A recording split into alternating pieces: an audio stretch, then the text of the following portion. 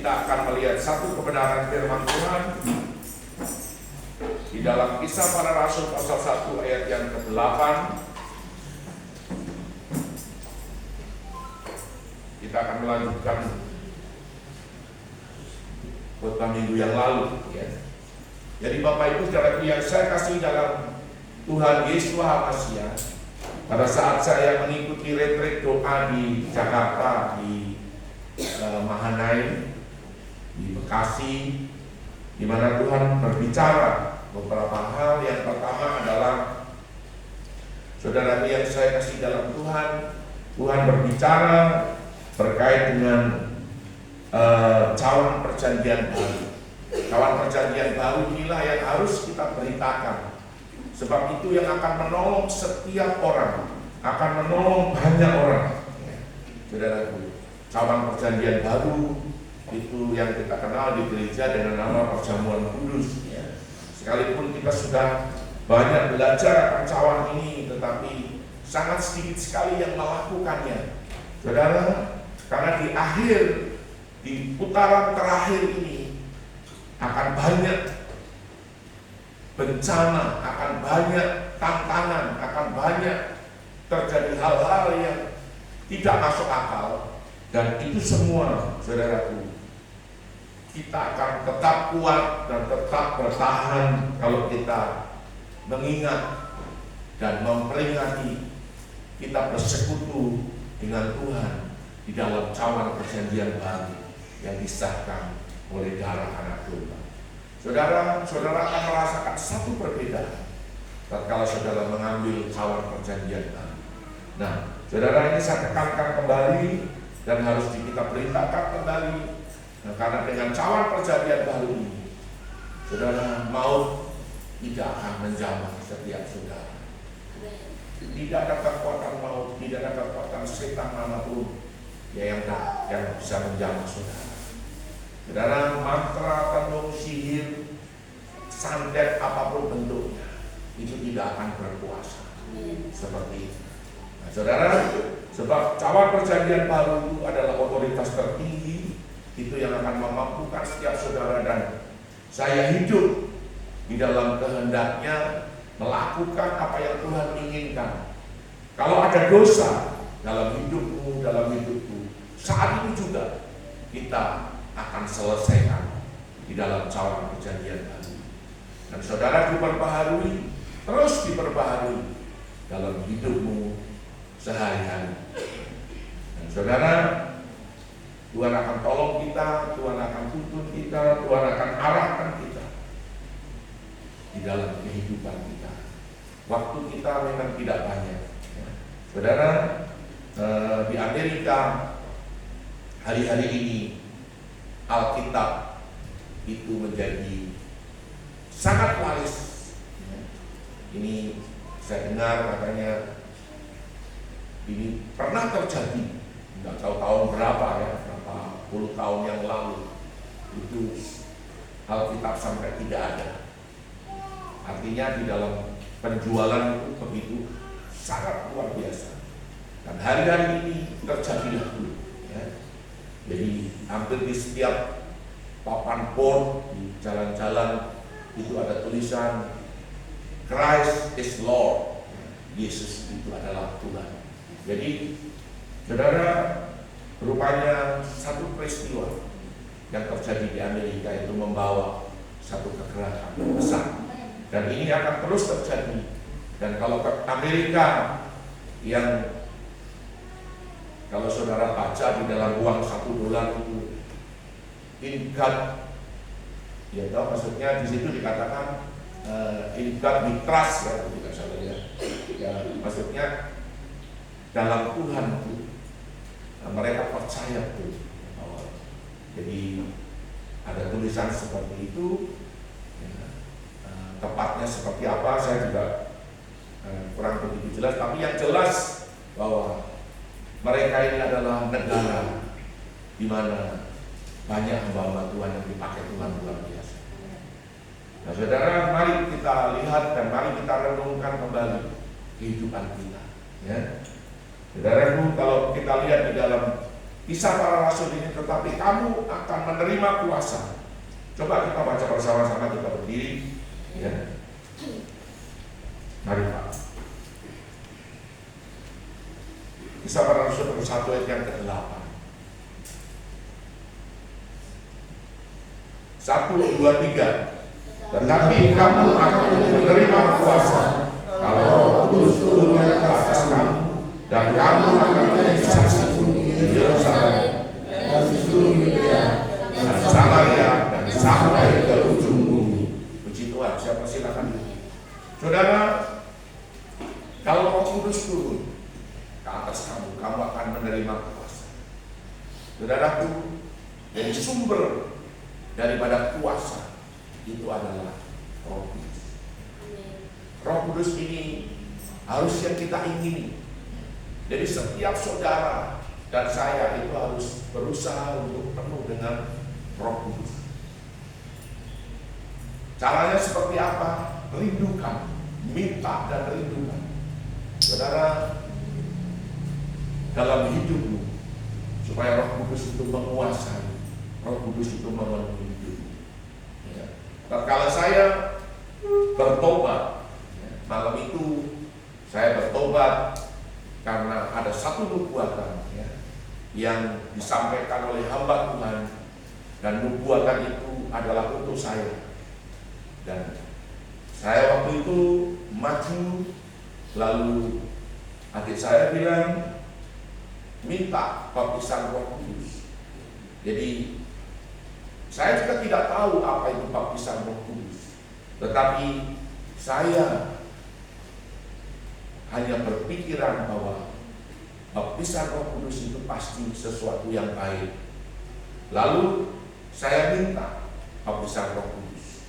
Jadi pada saat itu, pada saat itu saya maju ke depan melalui altar call, dan saya minta baptisan Roh Kudus. Tidak langsung saya juga menerima, tidak. Tetapi hamba Tuhan ini justru ambil gitar dan duduk di kursi, lalu dia mulai menyanyi. Dia mulai menyanyi dan menyanyi. Kasih pasti lemah lembut, kasih pasti murah hati, kasih pasti memaafkan. Dan dari situlah, saudara, saya mencucurkan air mata. Air mata itu begitu saya tidak sadari. Dan itulah yang terjadi, dan akhirnya saya melihat satu bayangan, seperti film, orang-orang yang saya benci, orang-orang yang memusuhi saya. Dan saya sangat benci sekali dengan orang-orang itu, mulai satu persatu muncul. Dan saya terus menangis, dan kasih itu, yaitu kasih daripada Tuhan Yesus, mengalir dalam hidup saya. Dan hari itu saya berkata, Tuhan, saya mau mengampuni mereka. Karena hamba Tuhan ini dari depan juga menyatakan, ampuni mereka. Dan saya mau mengampuni mereka. Saya mau mendatangi mereka satu persatu. Dan itu saya lakukan. Setelah saya lakukan satu persatu, saya datangi mereka. Mereka mau terima saya, itu tidak masalah. Tidak terima juga tidak masalah. Tapi satu persatu, sangat ekstrim sekali. Satu persatu mereka saya datangi. Dan saudara, ada yang menertawakan, tetapi saya tetap terima. Itu tidak ada masalah. Yang penting dari saya itu selesai. Kalau mereka masih tidak suka, ya itu urusannya mereka. Seperti itu. Dan saudaraku, pada saat itu juga saya dilepaskan. Itu akan pelayanan pelepasan. Pelayanan pelepasan itu penting sekali, karena pelayanan pelepasan ini seperti saudara dan saya kalau mau pergi ke satu tempat itu naik jalan tol. Saya ambil contoh saja. Kemarin waktu kita di Surabaya, ternyata jalan itu macet karena ada truk mogok. Sehingga hikmat Tuhan itu turun melalui istri saya, harus lewat tol. Nah, sementara keponakan saya ini tidak punya e-tol, Jadi kami oper kendaraan, oper pakai Gokar, ya. pakai Gojek, ya. Jadi seperti itu. Kalau Gojek itu kan yang sepeda motor, tapi kalau Gokar itu ya yang pakai mobil. Jadi saudara akhirnya dalam tempo mungkin 15 atau 16 menit sudah sampai di airport. Dan itulah jalan tol. Nah, pelayanan pelepasan itu adalah saudara, itu adalah jalan tol.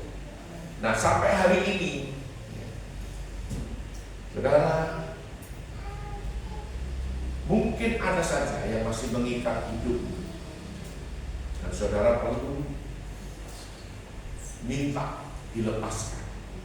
Dalam cawan perjanjian baru ini, saudara bisa minta, Tuhan lepaskan saya dari semua ikatan, dari semua dosa. Bahkan di dalam cawan ini ada segala-galanya. Ada kuasa, ada kasih, ada mukjizat, ada segala-galanya. Saudara hanya tinggal minta. Saudara minta dilepaskan, atau saudara minta didoakan juga bisa. Tapi yang jelas harus ada kesungguhan hati. Dan saudara, memang saya dulu tidak mengenal Tuhan. Sekalipun saya sekolah di Katolik, saya cuma tahu doa Bapak kami saja. Selebihnya itu saya tidak tahu. Karena memang di Katolik itu kan kalau masuk pagi, sebelum sekolah dimulai itu harus berdoa Bapak kami. Nanti pulang juga harus doa Bapak kami. Hanya itu saja. Nah, saudara, yang saya kasih dalam Tuhan, saya dilepaskan. Dan yang terakhir saya minta, saya dipenuhi oleh Roh Kudus. Jadi hari itu mereka mendoakan saya secara khusus, dan saya dipenuhi dengan Roh Kudus. Padahal waktu itu belum dibaptis, saya belum dibaptis.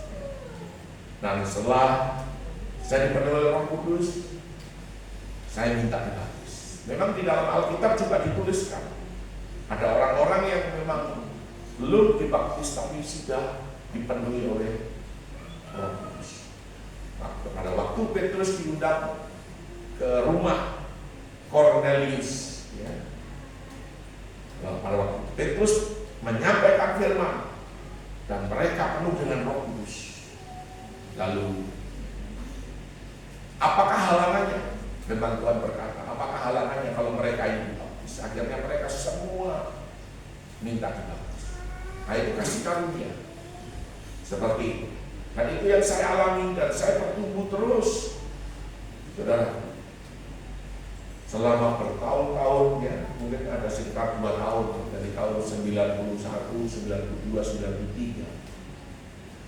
Saya bertumbuh di dalam bahasa roh. Tidak pernah saya tidak pakai, selalu saya gunakan, saudara. Dan itulah yang terjadi. Nah, saudara juga sama.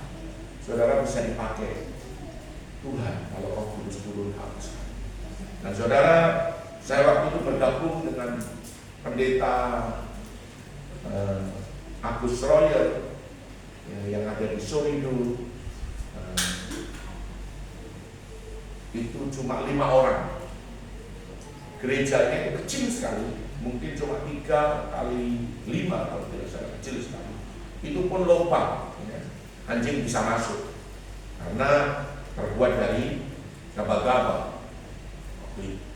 Dan saya beribadah di situ. Saya masih ingat duduknya itu di kayu bulat dari Wapoga itu, kayu bulat yang dipotong-potong.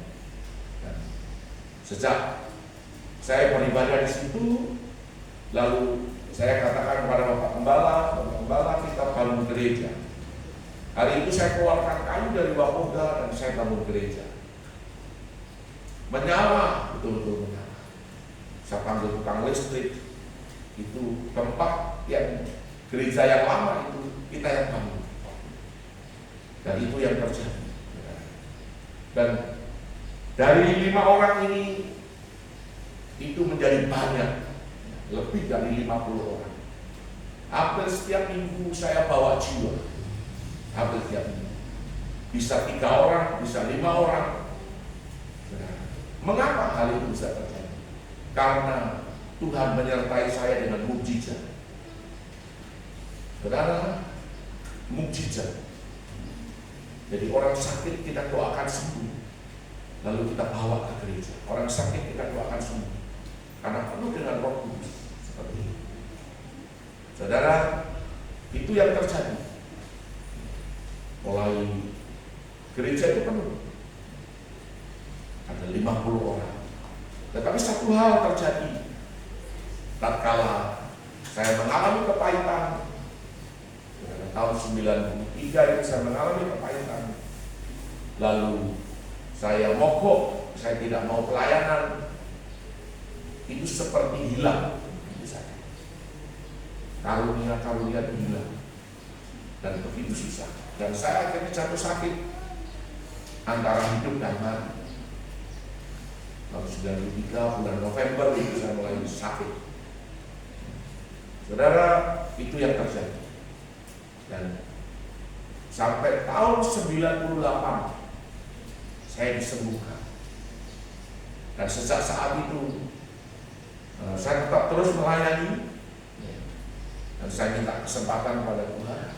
Tetapi pelayanan itu tidak seperti yang pertama. Yang pertama itu, saudara, yang saya kasih dalam Tuhan, kita buka persekutuan doa di Wapoken. Dari 45 orang itu meledak menjadi 150 orang. Tenda itu 8 kali 12 itu full penuh. Itu pun masih kurang. Anak-anak semua tidak usah disuruh bikin bahan. Dari kayu gelondongan lokor itu belak, dibuat papan dan mereka bikin bahan. Jadi kalau ada ibadah di mana mereka pikul, jam 3, jam 2 sore mereka sudah pikul dan bawa ke tempat. Dan mukjizat begitu banyak terjadi. Benar. Dan satu hari ada satu pendeta namanya Irvin King. Dia datang dan malam itu ada sekitar 25 orang sakit disembuhkan. Disembuhkan total betul-betul. Dan banyak dari antara mereka yang dibaptis pada waktu itu. Tetapi mereka tidak kembali, tidak masuk ke gereja kita, tetap mereka kembali ke GKI. Mereka kembali ke GKI. Mereka dibaptis secara diam-diam. Nah, saudara, itu yang terjadi. Kalau Roh Kudus bekerja, itu yang terjadi. Dan itu yang harusnya kita lakukan kembali hari-hari. Kita minta bagaimana Roh Kudus itu bekerja atas hidupmu. Kita minta bagaimana Roh Kudus ini berkarya atas hidupmu. Karena Roh Kudus ini satu pribadi. Kuasa yang besar, kuasa yang hebat itu ada kalau saudara menerima Roh Kudus dan Roh Kudus turun ke atas kamu. Kamu akan menerima kuasa. Saudara, mukjizat nyata, sangat nyata. Dan berapa banyak pelayanan-pelayanan kita juga yang ada mukjizat-mukjizat. Saya waktu melayani COVID kemarin, waktu COVID kita melayani orang-orang yang kena COVID. Kita pergi ke IPB, ke Diklat, lalu ke Hotel Mafia dan ke rumah sakit. Tapi itu pelayanan masih belum seperti yang pertama. Walaupun ada orang-orang yang kena COVID itu disembuhkan. Sampai saya juga disembah-sembah. Saya bilang bukan saya bilang Tuhan Yesus. Saya bilang seperti itu. Lalu saya punya adik ipar sendiri sudah 3 hari tidak bangun, tidak bisa makan. Tetapi hari itu melalui video lain disembuhkan dari COVID. Anaknya yang jaga, yang laki-laki itu kena COVID juga. Karena dia bilang sama saya, bagaimana kalau saya jaga? Kamu jaga apa? Hampir tiap hari Lalu terakhir itu waktu kita doa dengan video live, dia ganggu. Nah, saudara, itu Roh Kudus. Roh Kudus yang berperkara dengan nama Tuhan Yesus Kristus. Saudara, mari kita minta Roh Kudus itu memenuhi hidupmu. Kalau kau sudah dipenuhi oleh Roh Kudus itu, gunakan bahasa itu. Jangan engkau sudah dipenuhi lalu itu hilang begitu saja, jangan. Gunakan, terus pakai dan gunakan. Saudara, bahasa roh itu orang tidak mengerti bahasa, tetapi bahasa roh itu menembus, saudara. Jadi ini alam nyata, di atas kita ini ada alam roh, di mana alam roh ini paling bawah itu adalah tempat di mana iblis bertahta, dan di atas itu adalah tahta Tuhan. Saudara, jadi ada 3 tingkatan. Nah, di alam di mana di atas kita ini, itu di mana iblis bertahta. Bahasa roh nembus naik ke atas. Orang tidak mengerti bahasa, tetapi Bapa di surga tahu bahasa. Karena bahasa roh itu bahasa rahasia. Ciri orang yang dipenuhi oleh Roh Kudus adalah berbahasa. Saudara, kita mendoakan orang sakit juga bisa menggunakan bahasa roh. Karena seringkali mungkin orang yang sakit itu juga kita tidak tahu penyakitnya apa dan apa saja yang dia alami, kita tidak tahu.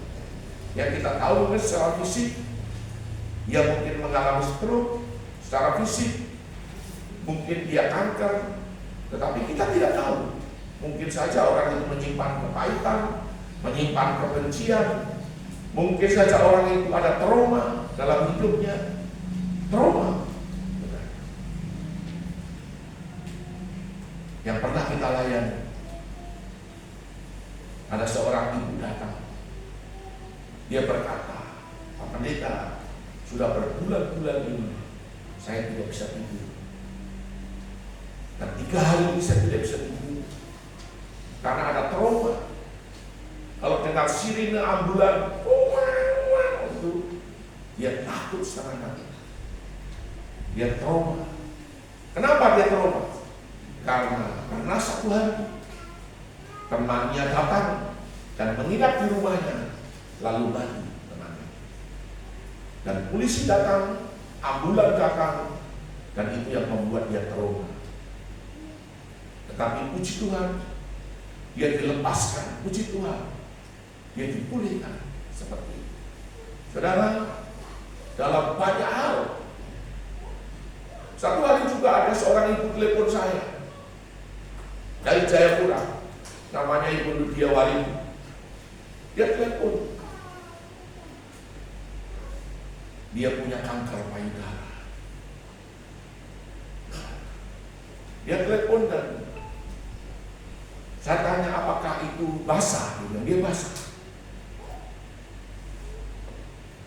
Apakah kamu sudah cium sesuatu yang tidak enak? Iya. Lalu hari itu, tidak tahu, saya juga berdoa itu seperti kayak menghargai setan. Saya lihat setan, penyakit kanker, apapun bentuk. Hari ini juga saya perintahkan kamu pergi. Dan dengan kuasa, saya menggunakan minyak. Saya bilang pakai minyak. Dia oles dengan minyak, dia balut dengan minyak. Dan mungkin selang 1 atau 2 hari berikutnya, kalau tidak salah, dia telepon saya. Pendeta, saya punya payudara sudah kering. Saya punya payudara sudah sembuh. Saudara, itu yang terjadi. Kalau Roh Kudus itu memimpin hidup, ada kuasa. Saudara, ada kuasa. Jadi seperti itu. Ya.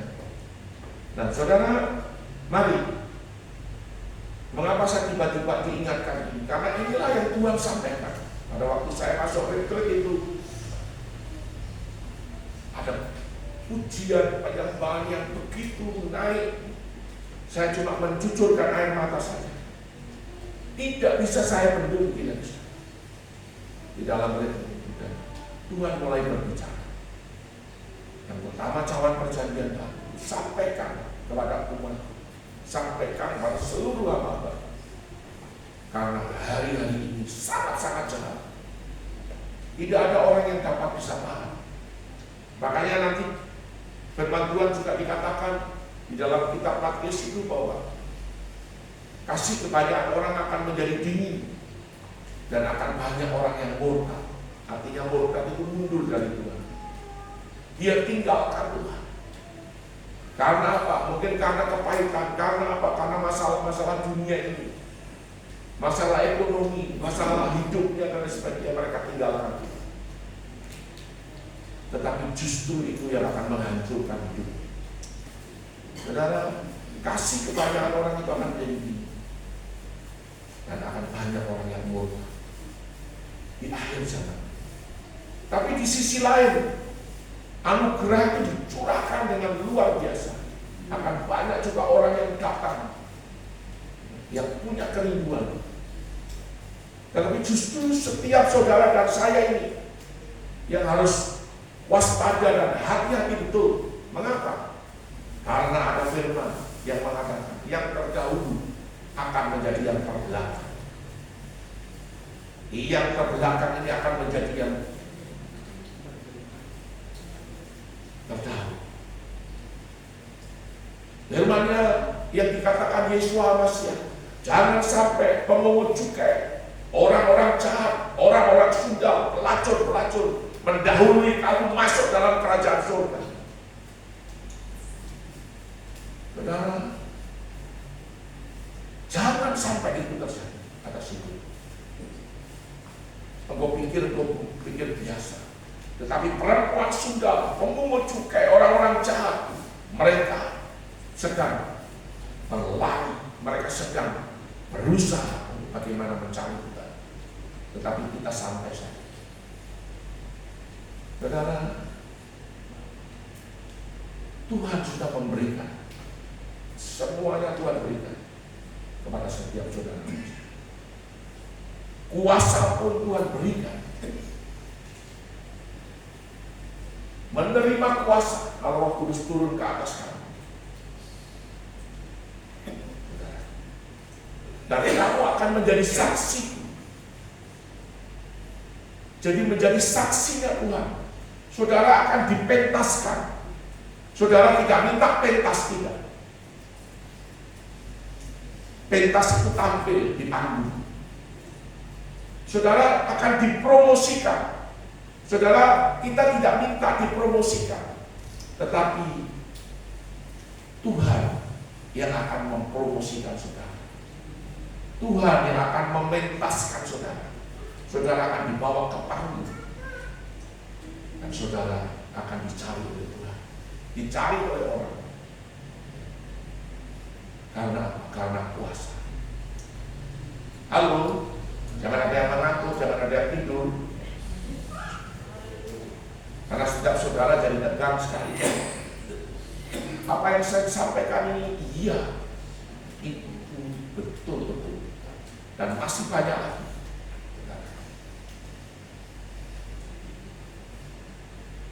Ada satu anak perempuan di Biak Utara, namanya Clara Dasen. Itu waktu digendong sama mamanya kakinya terlingkar, tangannya begini, lalu mulutnya itu bunyi kerak. Kalau giginya bertemu itu bunyi kerak. Hari itu saya bersama dengan pendeta Ovias. Saya dipanggil oleh pendeta Ovias, dan saya katakan, ini setan Pak yang menguasai anak. Bagaimana? Jadi kita harus ambil perjamuan kudus. Waduh, dari mana kita dapat anggur, dari mana kita dapat roti? Saya bilang tidak. Bapak bikin teh 1 gelas kecil saja. Kalau beli biskuit di sebelah, saya ambil perjamuan kudus, saya pimpin perjamuan kudus. Dan saya perintahkan setan itu pergi dengan otoritas kuasa daripada cawan perjanjian baru. Dan anaknya Pak Ovias itu waktu itu masih kecil, yang sekarang jadi polisi, namanya Siawes. Dia berkata, "Papa, ada setan bertabur keluar dari anakmu." Dan saudaraku yang saya kasih dalam, setelah kita doakan, kita tumpang tangan, saya tidak tahu lagi ceritanya. Tapi satu hari mamanya ini datang dan membawa anak ini, perempuan, anak perempuan. Waktu itu kalau nggak salah mungkin ketemu istri saya juga, namanya Clara Kasih. Ya. Dan dia sempurna berjalan, dia baru cantik lagi anaknya. Dia bilang, anak ini Pak Pendeta, yang Pak Pendeta doakan. Dan waktu Pak Pendeta doakan, anak ini tiba-tiba kakinya bisa berubah. Tangannya sudah tidak begini, tangannya begini. Lidahnya ini, lidahnya keluar. Tetapi Tuhan melalui kuasa, yaitu Roh Kudus, melanda dan menjaga. Itu dahsyat.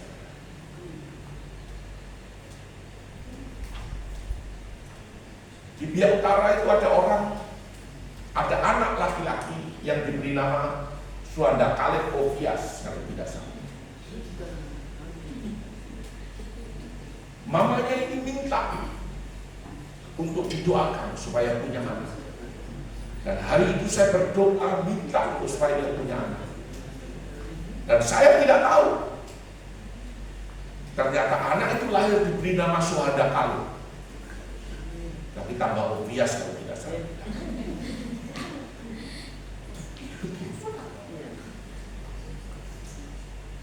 Kuasa itu hebat, kuasa itu dahsyat.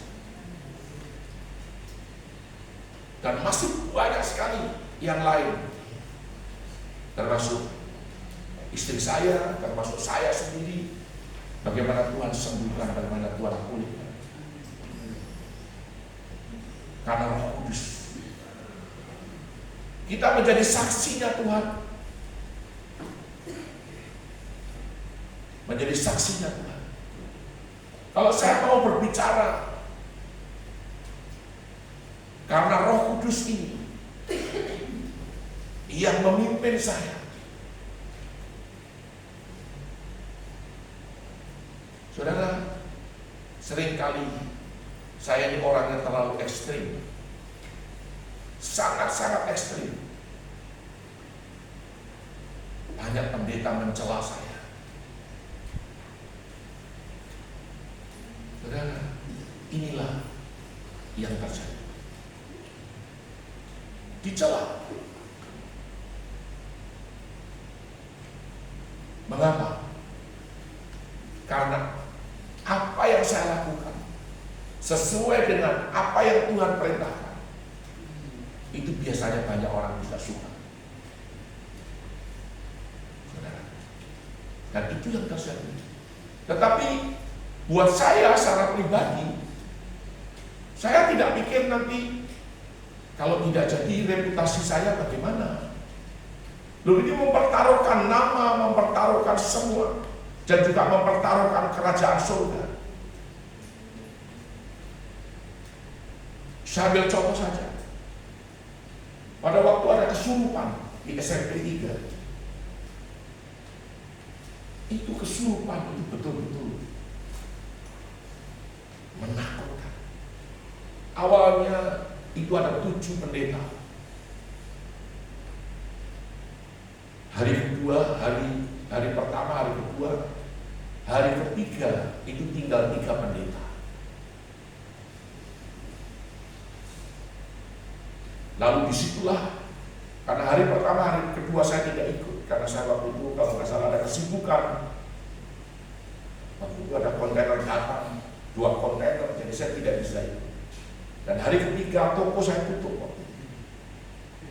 Dan saya pergi dengan istri saya dengan bakwan. Saya lihat begini, hanya tinggal 2 atau 3 pendeta. Saya bilang, Tuhan, tidak boleh namamu dipermalukan. Sedangkan firman-Mu berkata, kalau kami percaya kepadamu, kami tidak akan dipermalukan. Saya cuma bilang, jangan permalukan kami Tuhan. Kami tidak akan dipermalukan.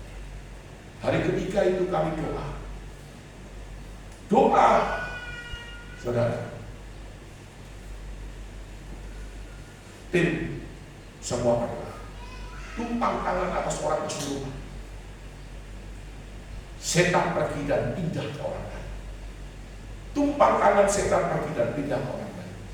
Saya tumpang tangan 2-3 orang, setan pindah dan pergi ke orang lain. Masuk ke orang lain. Saya bilang, wah, kurang ajar sekali setan ini.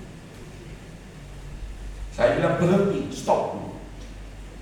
Lalu bahwa saya suruh puji-pujian dengan istri saya. Sudah, bawa dengan istri saya puji-pujian saja, puji-pujian terus saja, puji-pujian. Yang terjadi.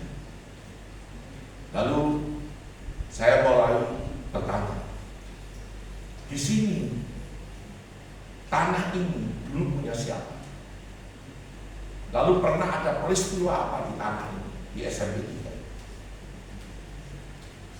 Marga terkait yang terlibat waktu itu Mas Nadifu, Kabarek, dan Korwa, 3 marga. Saya bilang undang mereka, orang-orang tua, pokoknya orang yang tua undang mereka. Ada beberapa orang yang datang, orang yang sudah tua. Mereka cerita, mereka dulu ada 2 di sini, tempatnya ini. Lalu kami pernah baku bertikai, Korwa, Mas Nadifu, dan lalu saya ambil perjamuan kudus dulu. Saya memperdamaikan. Pertama adalah memperdamaikan marga Korwa dengan Mas Nadifu dengan Korwa. Kemudian Kabarek dengan Korwa, Kabarek dengan Mas Nadifu. Kami perdamaikan. Mereka berdamai, mereka berpelukan. Lalu yang kedua yang saya lakukan adalah mencabut kutuk atas tanah. Mengapa kutuk atas tanah itu harus dicabut? Supaya tanah ini juga dibebaskan, supaya tanah ini juga dimerdekakan. Nanti saya cabut kutuk atas tanah, kita perdamaikan dengan hatinya Tuhan. Dan saat itu iblis tidak punya hak lagi atas tanah. Karena darah anak domba, darah Yesus dimeteraikan, menebus atas tanah. Bukan hanya manusianya, tetapi tanahnya juga kita tebus dengan darah anak domba. Dan hari ini setan kita usir. Saudara, hari keempat, hari Sabtu itu masih ada beberapa orang yang kesurupan. Tapi kita tetap layani dan saya bilang sama kepala sekolah, besok hari Minggu jam 2 siang kami akan datang. Jadi saya, istri saya, Mbak Wan, lalu anaknya Daja Awom, Felix Awom kalau tidak salah. Waktu itu ikut. Kemudian ada satu pendeta Simon Wagner dari Jakarta. Kami berlima dengan kepala sekolah, ibu kepala sekolah, orang Ambon, dan suaminya. Suaminya itu begitu setia.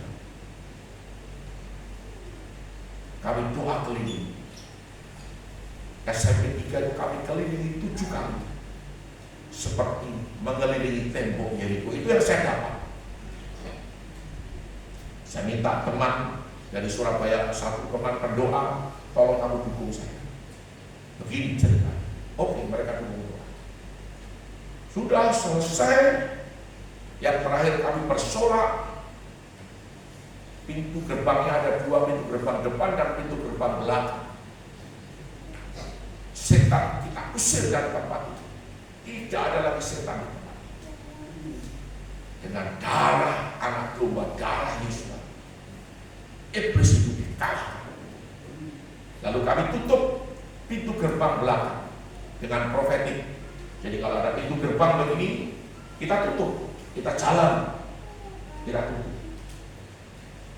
Saya tutup pintu ini dengan menjalani. Sudah. Lalu di tengah-tengah itu kita ikat, kita tutup, kita putar badan dan kita pikir. Lalu kita tuang jauh. Kami meteraikan tempat ini tertutup bagi maut. Siapa yang ajarin begitu? Tidak ada. Dulu ya kita sebegitu saja. Pokoknya kita tutup ya, jalan tutup. Seperti kayak orang mau pasang palang pintu, papan atau apa. Lalu kita meteraikan pintu gerbang depan. Saya kasih tahu kepala sekolah hari Senin besok upacara. Iya. Saya bilang saya minta upacara diganti dengan kebaktian. Jadi mulai jam 6:30 pagi saya sudah bawa alat ke sana, bawa keyboard.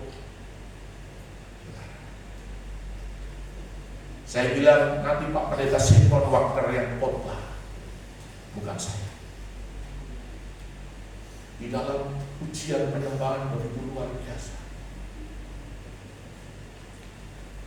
Sementara khotbah mau berlangsung, saya ada cium bau dupa,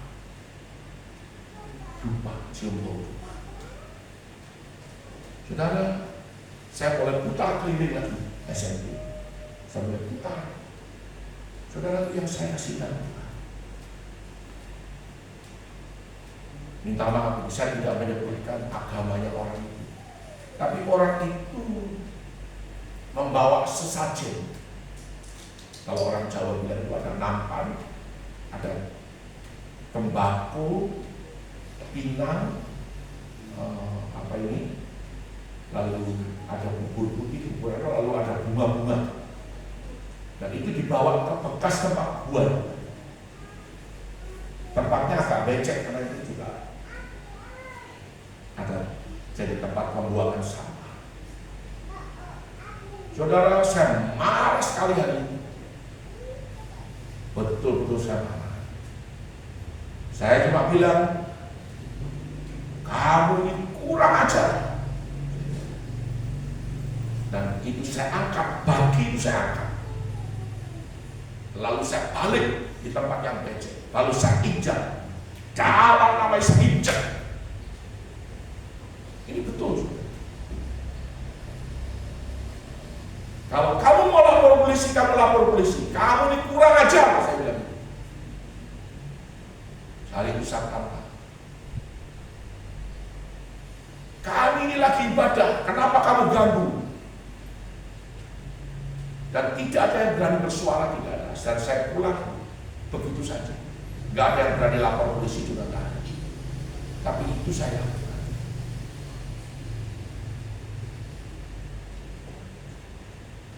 Nah, orang yang punya agama ini pada akhirnya kan berapa waktu itu kan ketemu dengan saya. Tetapi dia itu bukan malah tidak suka dengan saya, tapi malah sebaliknya dia hormat sekali dengan saya. Saya tidak perlu sebutkan namanya. Dia hormat sekali dengan saya. Ini salah satu contoh. Saudara, ini reputasi kerajaan surga, Kingdom Christ of God itu dipertaruhkan oleh seorang hamba Tuhan. Amen. Itu reputasi.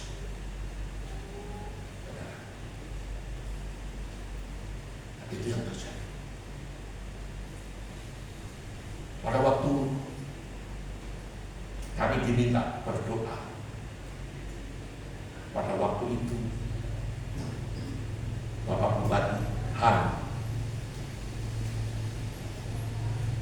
hamba Tuhan semua senior, yang terakhir saya berdoa. Tuhan bilang, urapi dia, katakan seperti Daud menjadi raja, kamu akan jadi raja. Dan saya ambil minyak, saya tuang minyak di atas kepala, seperti Daud menjadi raja. Kamu akan menjadi raja, dan hari ini kau diurapi untuk menjadi raja. Pendeta ini langsung dia putar. Dia seperti kayak malas sekali dengan saya. Satu pendeta khotbah seperti begini di mimbar begini, itu protes dengan saya. Dia bilang, itu nanti kalau tidak jadi bagaimana, pendeta? Kamu siap, kamu tanggung jawab. Saya cuma tersenyum saja. Loh, kalau Bapak yang suruh, kenapa saya harus? Begitu mereka turun, saya bilang, nanti kita lihat.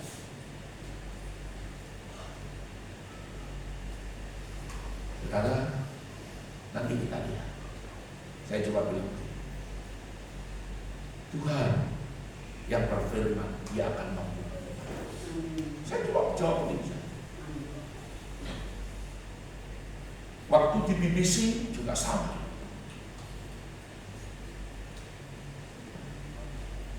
Para hamba Tuhan diminta untuk berdoa. Kita ini pasang badan waktu itu, tampil di depan dan keluar di Facebook. Cuma bupati ini tidak mengerti waktu dia jadi bupati.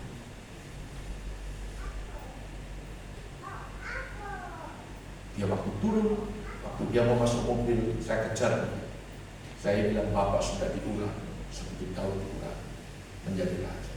Saya langsung bilang, saya tidak kumpulan dengan mereka, saya langsung bilang. Dan memang betul-betul dia jadi bupati.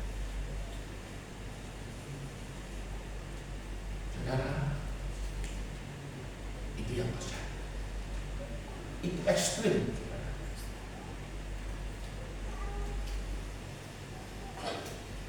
Sampai kami punya teman pendeta pun mengatakan, kamu siap menanggung resikonya? Saya tidak jawab, saya diam saja. Saudara, itu yang terjadi. Kemarin juga sama. Waktu pencalonan Bupati Biak juga sama. Saudara, apa saudara pikir mengurapi orang itu semudah dari apa yang tidak? Itu karena Roh Kudus. Kamu akan menjadi saksi dari Yudea, Samaria sampai ke ujung bumi, menjadi saksinya Tuhan. Kita tidak usah bercerita, orang juga akan tahu.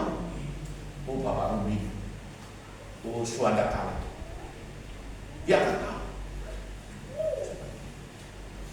Karena apa? Karena Roh Kudus. Roh Kudus itu satu pribadi yang sering kali kita abaikan.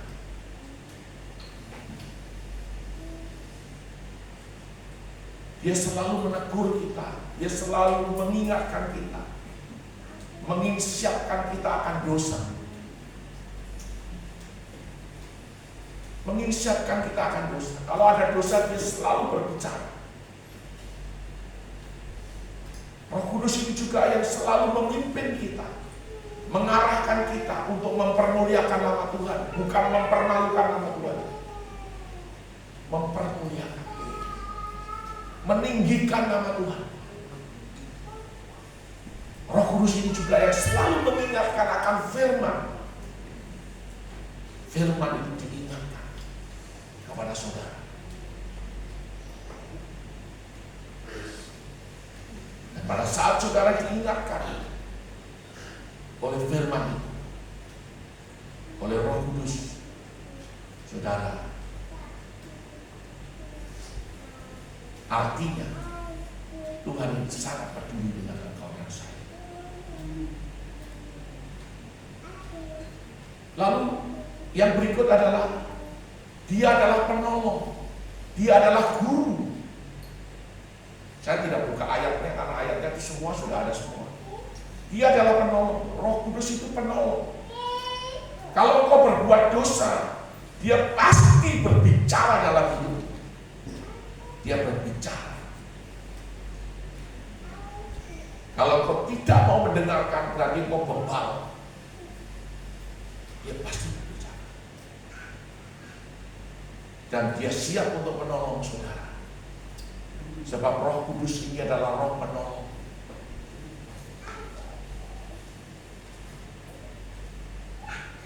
Dia akan mengingatkan semuanya.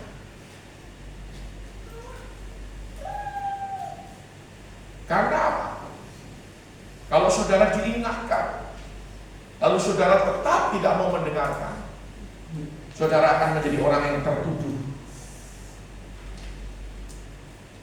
Orang yang tertuduh. Kenapa orang jahat tiba-tiba dia bisa berubah menjadi orang yang baik?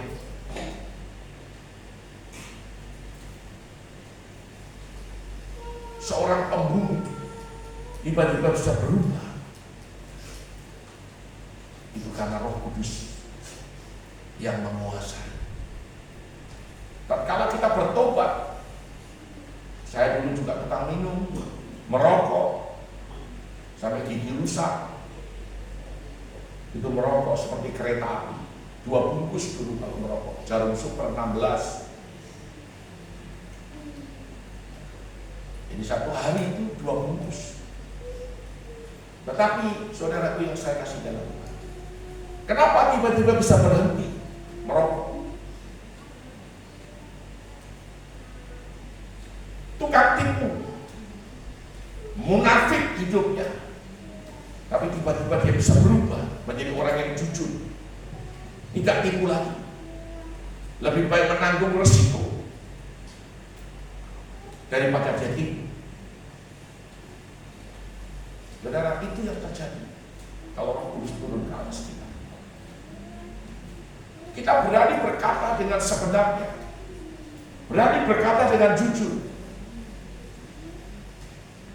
karena perjumpaan dengan Tuhan itu mengubahkan kita, mengubahkan hidup, mengubahkan hidup saya.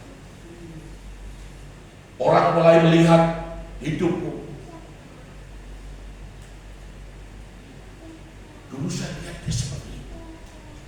Dia tukang mabuk. Kenapa dia sekarang dia tidak mabuk lagi? Teman-temannya mulai heran. Teman-temannya mulai mengejek. Ejekannya apa?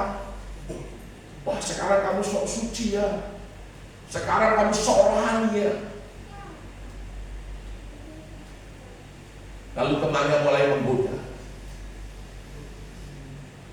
Kawan,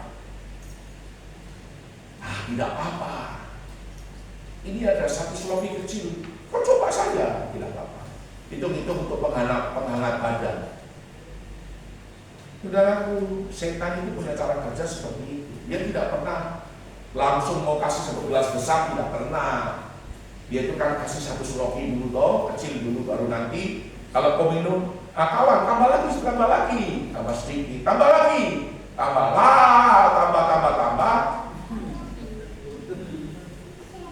Kan begitu.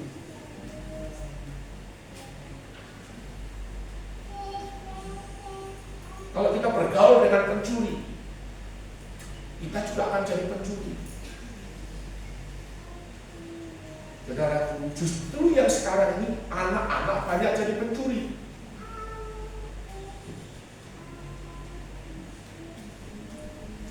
Di Jayapura itu ada penjara anak. Di Jayapura ada penjara anak. Kenapa kok sampai ada penjara anak? Karena kalau dilepaskan begitu saja itu punya risiko-risiko yang makanya mereka dibina di dalam penjara anak. Ibu Reni Pak Dawud itu kasih tahu saya, dan dia melayani di penjara anak. Saya sampai kaget setengah hati. Artinya ini berarti orang-orang tua ini masa bodoh. tentunya tidak mungkin seperti itu. Sementara kita ini setengah mati, bagaimana anak-anak ini supaya tidak mabuk, anak-anak ini supaya tidak pancuri, anak-anak ini supaya tidak bergaul dengan pergaulan yang buruk. Tapi orang lain, anaknya orang lain itu, biar mereka tidak pulang, biar mereka tidur di got, tidur di jalan raya, apa orang tuanya karena pusing. Ini betul saya bicara. Anaknya mau pancuri karena pusing. Anaknya tidak pulang juga tidak pernah dicari. Sementara kita ini, kalau anak tidak pulang kita setengah mati, pikir setengah mati sampai. Karena apa? Kita merasa bertanggung jawab. Kalau anak ini adalah pusaka dari Tuhan, anak itu kan pusaka dari Tuhan. Anak itu pemberian daripada Tuhan. Bahkan anak itu adalah keturunan ilahi. Kita pasti punya kepedulian. Kita akan membiarkan.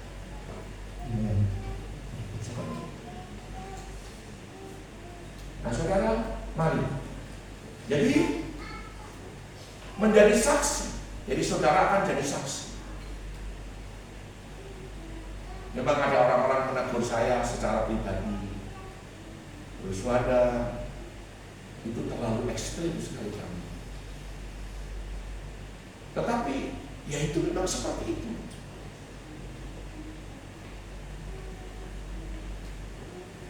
Saya sudah pernah bersaksi berulang-ulang. Pada waktu Panglima mengadakan KKN, lalu kita diundang hanya untuk perkara pawang hujan.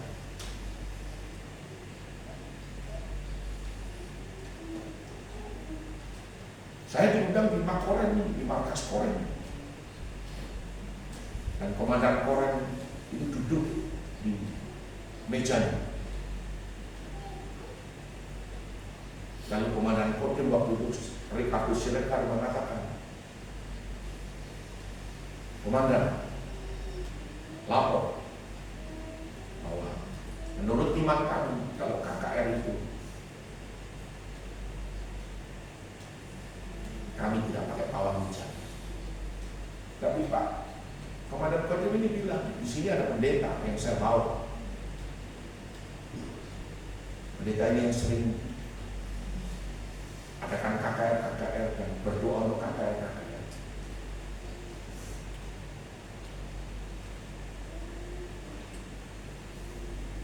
Terus komandan tanya, mana pendetanya? Itu. Saya angkat tangan, saya komandan. Menurut Pak Pendeta bagaimana? Saya bilang KKR itu Pak itu Tuhan punya. Tuhan yang punya KKR. Jadi tidak perlu pakai pawang hujan. Kalau hujan, kita berdoa hujan pasti berhenti. Dan itu Pak Komandan, itu sudah kami lakukan puluhan bahkan ratusan kali seperti itu. Jadi kalau kita minta tidak hujan, hujan tidak akan turun. Saudara, Komandan ini dia bilang begini, saya baru dengar hari ini ada pendeta ini bisa berdoa hujan berhenti. Wah, dia luar biasa. Lalu dia bilang, sudah, dia pakai martelo, tidak pakai pawang hujan dan dia tunggu, sudah, mau bilang apa lagi?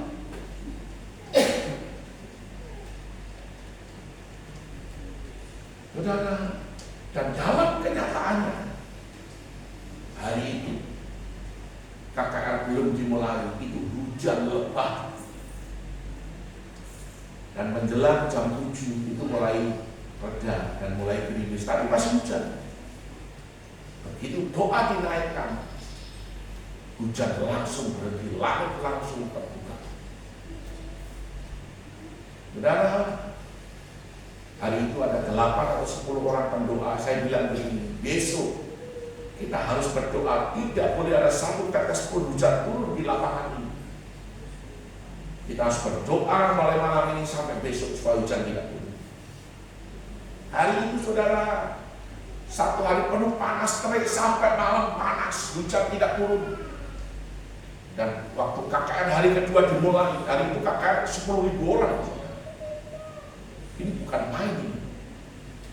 Saudara, mereka mulai menyanyi dan saudara tahu sendiri tuh orang Papua Bugaya kalau menyanyi itu, kalau mulai sanggore itu ya sudah dia mulai, dia mulai sudah ramai gitu kan. Itu debu naik, debunya tuh naik, hitam di lapangan. Waktu itu Komandan Kopi Brigade Serta itu bajunya kotor dengan debu. Tapi dia juga tidak beranjak dari tempat.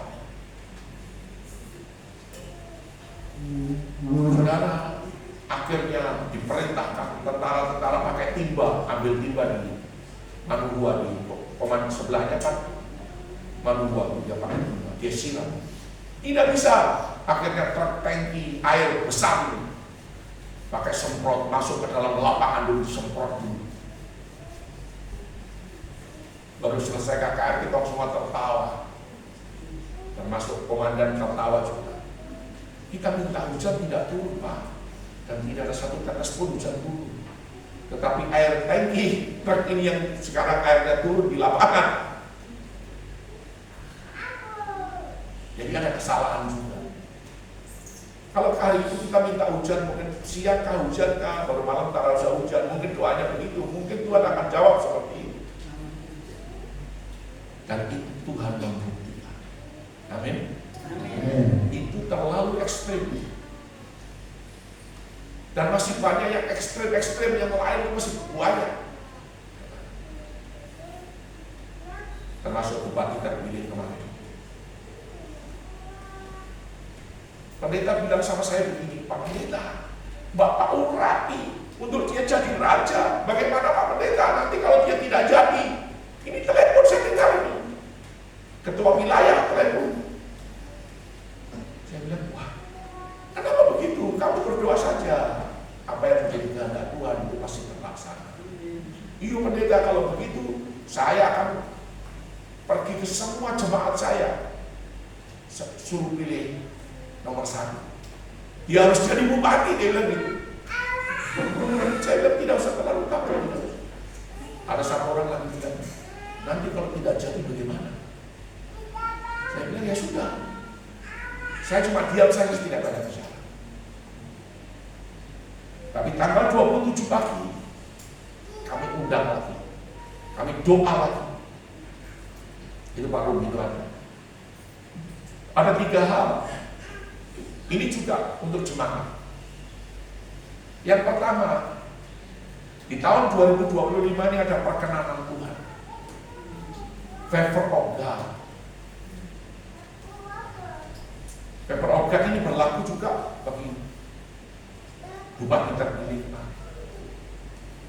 Jadi kita minta favor of God supaya dari nomor 2 berbalik ke nomor 1, dari nomor 3 berbalik ke nomor 1. Itu doa. Doa itu kan sah saja. Oh. Kalau memang itu kehendak Tuhan, maka Tuhan akan berperkara, Roh Kudus akan bekerja dan menggerakkan orang. Yang kedua, ada kuasa memutarbalikkan keadaan. Kuasa memutarbalikkan keadaan. Dan yang ketiga, ada kemenangan. Di tahun 2025 ini, saudaraku, ada kuasa memutarbalikkan keadaan. Engkau yang sulit itu tidak akan menjadi sulit, karena kuasa memutarbalikkan keadaan. Siapa yang melakukan itu? Saudara, Tuhan yang melakukan. Kemenangan itu menjadi jaminan kita. Amin. Itu Mazmur pasal yang ke-20. Nah, saudara, menjadi saksi dari Yudea, Samaria sampai ke ujung bumi itu tidak mudah.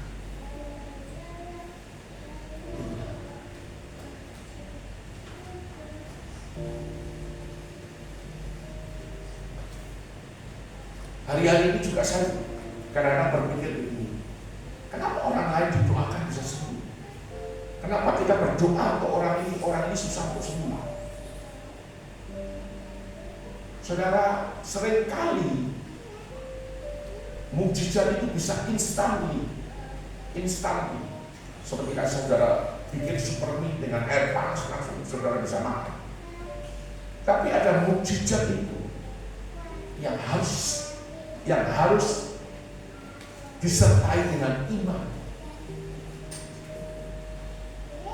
Tuhan yang tahu hati orang itu. Kalau dia disembuhkan, apakah dia tetap setia atau dia hilang untuk selamanya lagi?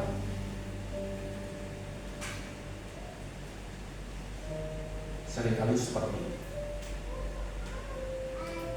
Seringkali juga di dalam pergumulan ini ada pembentukan Tuhan.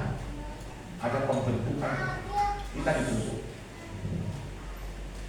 Jamnya sudah habis. Kita dibentuk melalui peristiwa, melalui masalah, melalui penyakit kita. Tetapi jangan saudara biarkan penyakit itu. Saudara harus lawan penyakit itu. Amin. Saudara harus berdoa dan tolak. Saya kalau melihat kemarin Pak Wai Simon juga itu, saya juga menangis. Tapi Pak Wai Simon sekarang saudara lihat sudah sehat ya Pak? Sehat.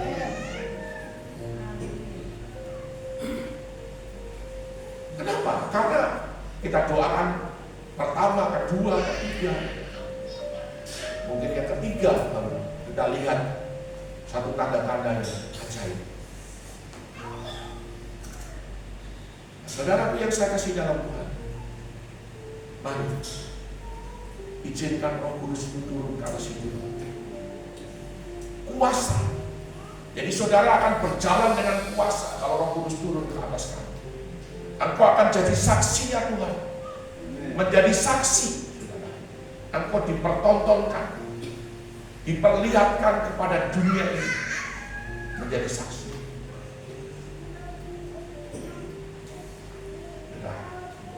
Menjadi saksi.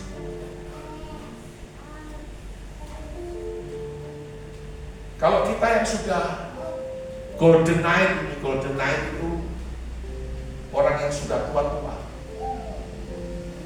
yang sudah 50 tahun ke atas, sekarang masih sehat, itu karena anugerah Tuhan. Amin.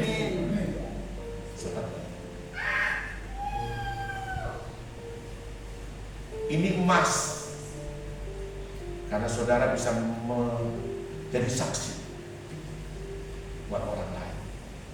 Itu luar biasa. Kita lihat di dalam satu ayat saja, kita baca di dalam Markus 16 ayat yang ke-17 dan ke-18. Kita baca saja.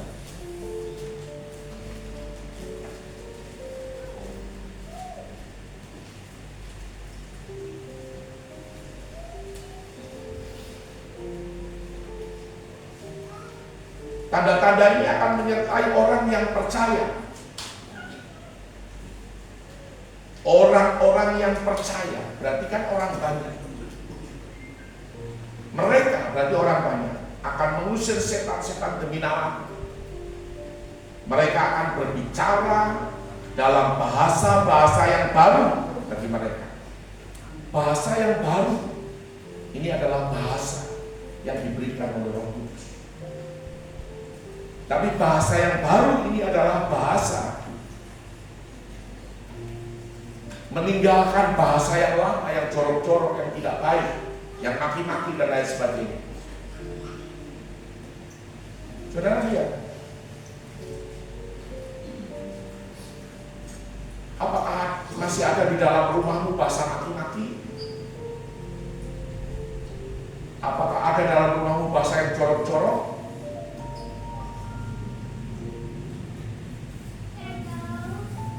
Tanda-tanda ini akan menyertai. Kalau mereka dipenuhi oleh Roh Kudus dan siap untuk menjadi saksi, memberitakan Injil, mereka akan punya bahasa yang baru. Bahasa yang baru secara hurufiah artinya bahasa yang lama, yang jorok-jorok itu tidak ada lagi. Maki-maki apa semua itu tidak ada lagi.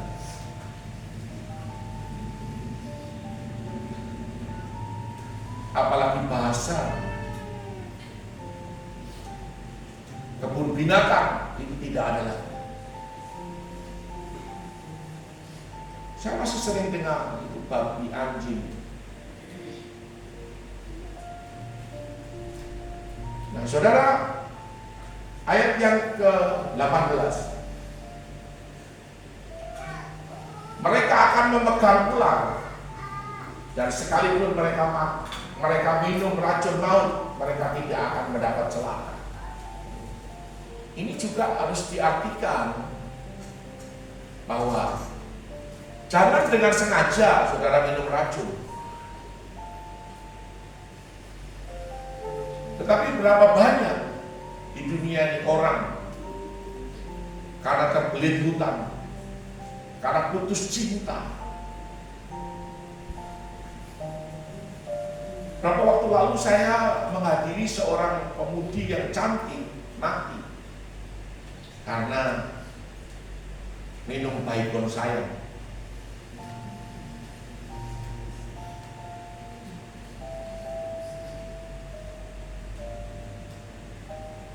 Itu racun. Kalau sengaja diminum ya mati.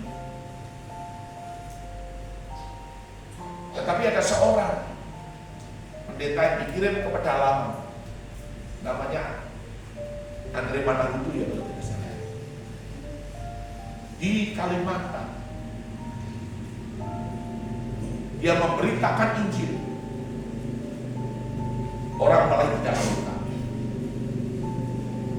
Lalu dia berteduh di satu rumah, lalu singkong dikeluarkan, singkong panas, singkong. Tetapi singkong itu sudah ditaruh racun.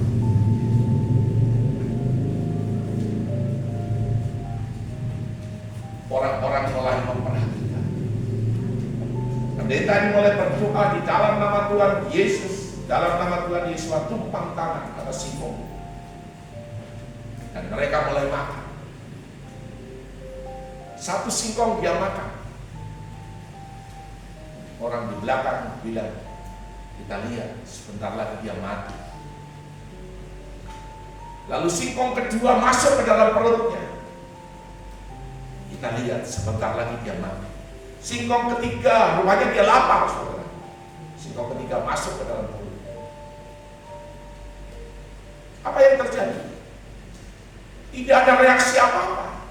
Orang mulai bingung, wah, kenapa dia tidak mati? Lalu racun yang sama dilempar ke ayam. Ayam langsung mati. Wah, kenapa pendeta ini tidak mati? Saudaraku, itu karena tidak dengan sengaja. Dia tidak tahu kalau di dalam singkong itu ada racun. Saudara, singkat cerita, orang ini dianggap dewa. Dan apa yang dia katakan semua orang kampung ikut. Dan pertobatan besar-besaran terjadi. Itu yang terjadi. Itu yang dikatakan menjadi saksinya Tuhan. Mereka meletakkan tangan atas orang sakit dan orang itu sembuh. Ini yang harus kita katakan. Ini firman. Firman itu penuh dengan kuasa. Saudara berani berkata, kalau aku menumpangkan tangan atas orang sakit, orang itu akan sembuh. Kalau aku menumpangkan tangan atas orang yang kerasukan setan, setan akan pergi. Amin. Amin. Kuasa.